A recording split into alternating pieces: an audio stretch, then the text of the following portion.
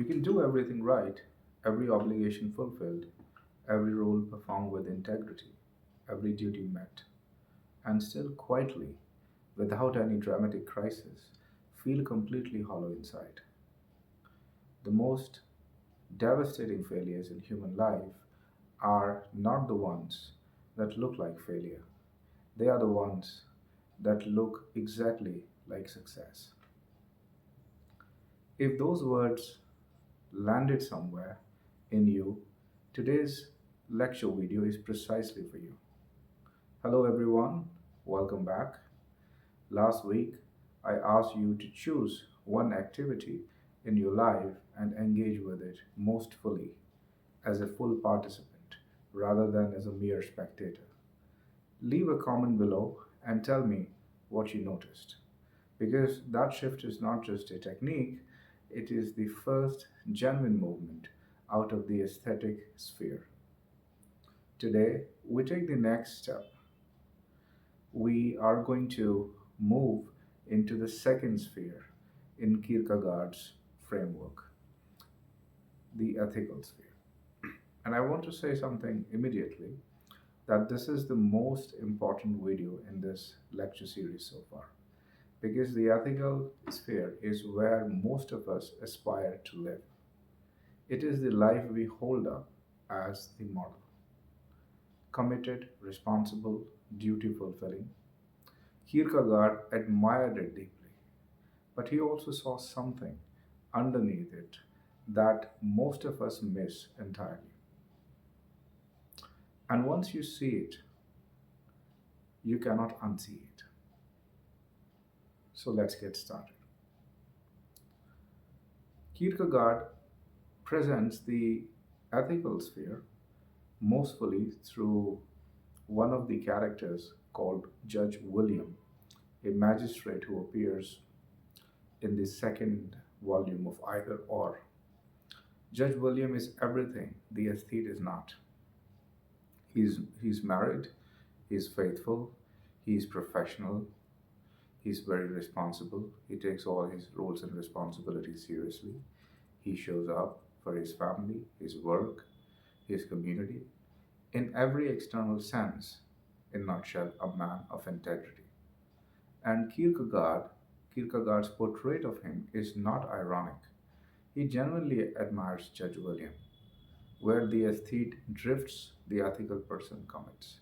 Where the aesthete lives on the surface, the ethical person has genuine depth. The depth that comes from commitment to something beyond their own experience of it. This is a real advance, a real deepening, and we should not underestimate it. But here is what Kierkegaard wants us to see, and this is the insight at the heart of today's video.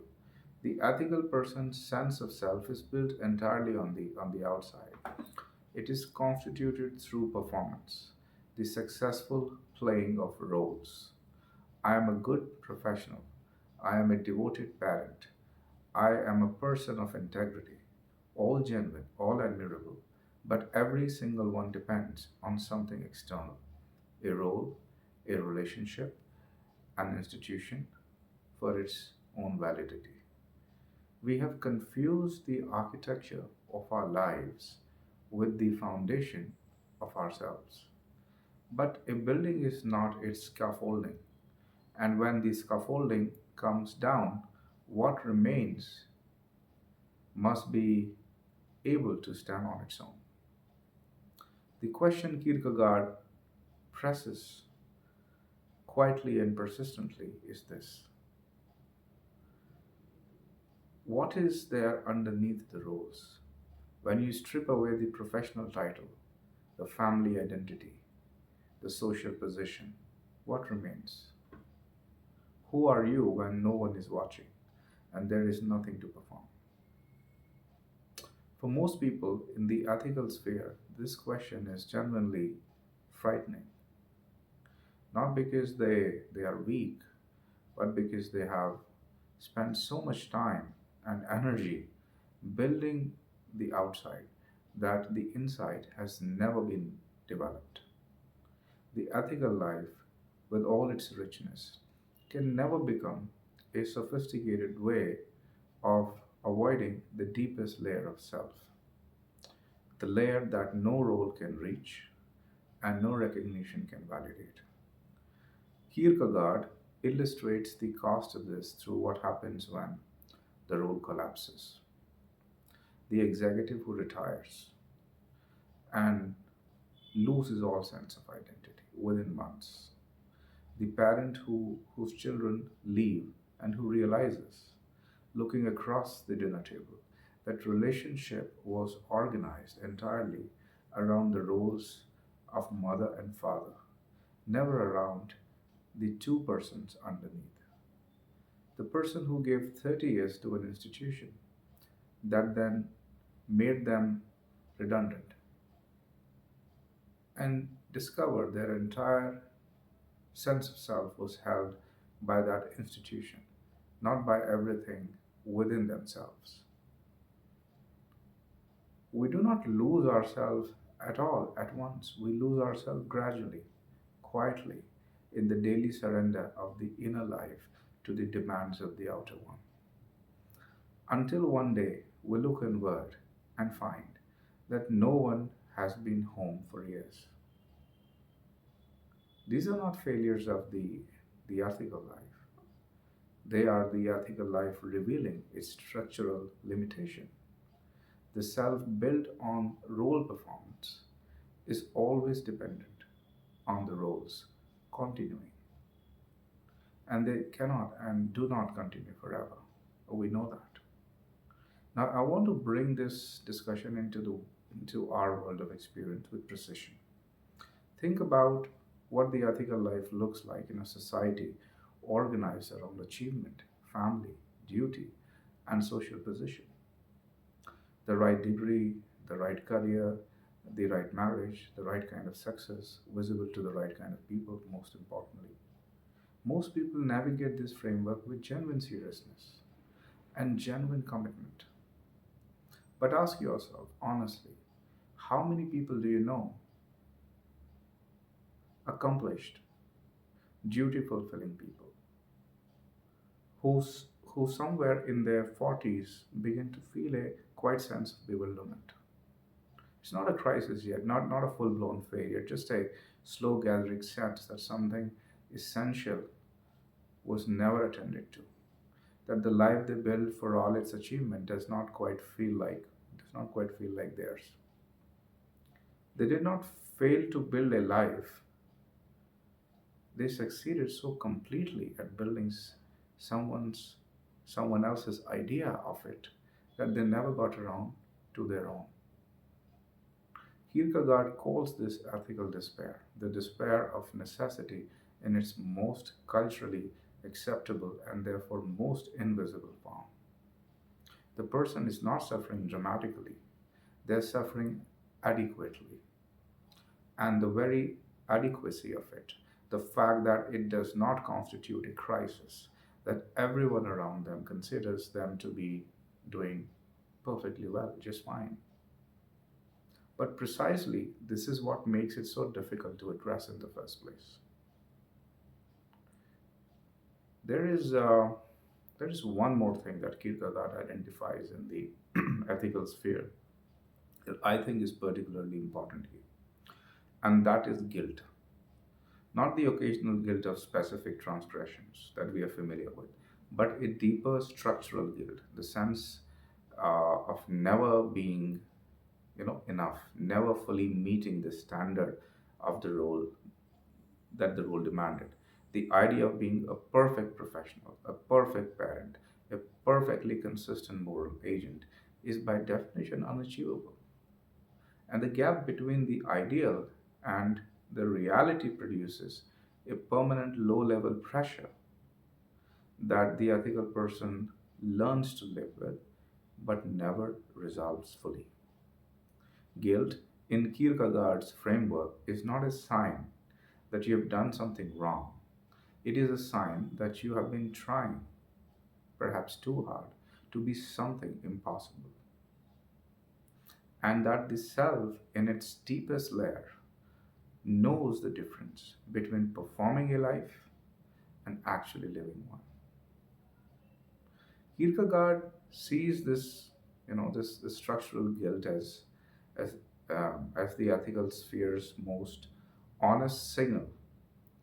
It is the self telling you that performance cannot be the final answer. Because the final answer cannot be something you perpetually fell short of. This guilt is, in his view, the first stirring of the movement towards something far more inward, toward a model of mode of existence that does not depend on role performance or social recognition, but on something unconditional that lies beyond both. So, where does it lead us? So, what does Kierkegaard want us to do with all this? He's not telling you to abandon your roles or your responsibilities. This is very important to understand this. Everything Judge William represents is genuinely valuable. The ethical sphere is a necessary dimension of human life.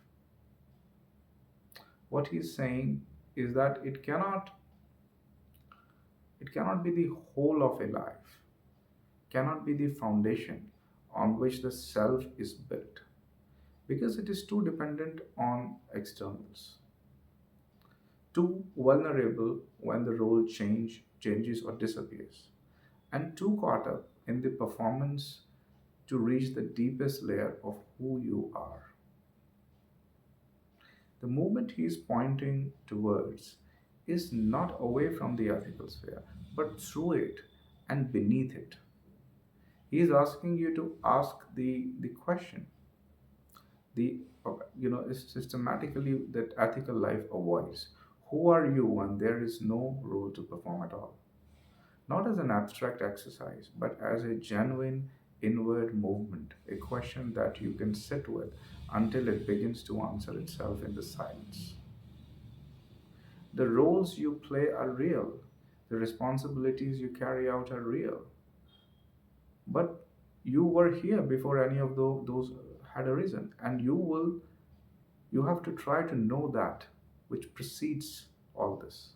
Most of us have never seriously asked this question to ourselves. We have been so busy meeting obligations, and rightly so.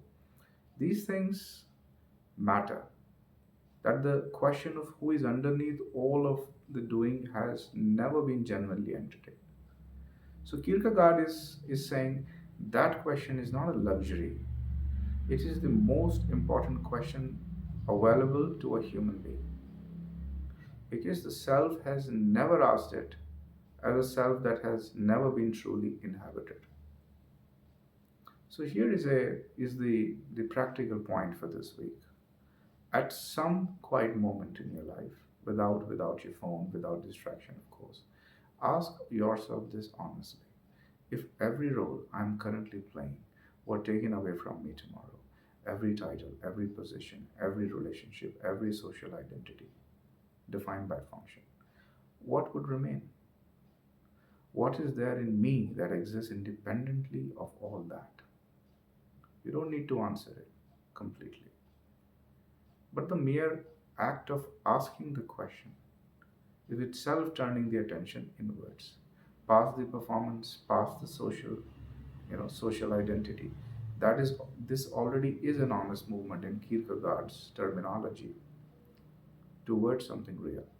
And this is what is called the beginning of what Kierkegaard called inwardness. Inwardness is not a retreat from the world, it is the discovery of the self that is capable of genuinely meeting it. In the next video, we go into one of Kierkegaard's most penetrating concepts, anxiety. Not anxiety as a clinical condition to be managed, but anxiety as a philosophical signal, the dizziness of freedom, and what is actually telling you about who you are and what you're capable of. Thank you for being here. I'll see you in the next one. Bye for now.